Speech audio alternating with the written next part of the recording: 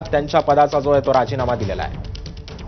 या संदर्भात अधिक माहिती देतोय आमचा प्रतिनिधी मिकी घई सध्या आपल्या सोबत आहे। मिकी, ज्या प्रकरण गेल्या 2-4 दिवसापासून जे प्रकरण हे गाजतंय त्या प्रकरणी आता अखेर डॉक्टर घैसास यांनी राजीनामा दिलेला आहे, काय अधिकचे अपडेट्स?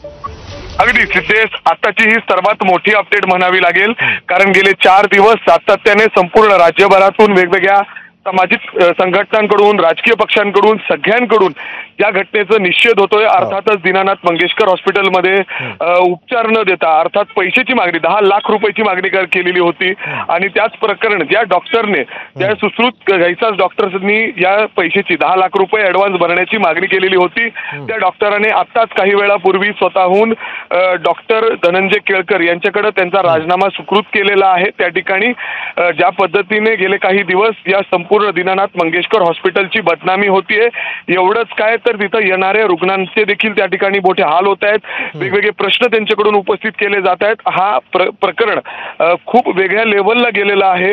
अर्थात यामध्ये वेगवेगळ्या समिती सध्या गठीत आहेत आणि ज्या पद्धतीने हे सगळं हाताळत आहे यालाच सगळं कंटाळून त्यांनी आत्ताच काही वेळापूर्वी राजीनामा स्वतःहून दिलेला आहे। यासाठीच काही वेळातच दीनानाथ मंगेशकर हॉस्पिटलचे जे प्रमुख आहेत धनंजय केळकर ते स्वतः पत्रकार परिषद देखील घेणार आहेत। मात्र त्यापूर्वी आताची सगळ्यात मोठी बातमी की त्यांनी स्वतःहून या ठिकाणी आता दीनानाथ मंगेशकर हॉस्पिटलमधून राजीनामा दिलेला आहे। सिद्धेश, नक्कीच धन्यवाद मिकी, तू दिलेल्या अधिक माहितीबद्दल। त्यामुळे आता हे जे काही प्रकरण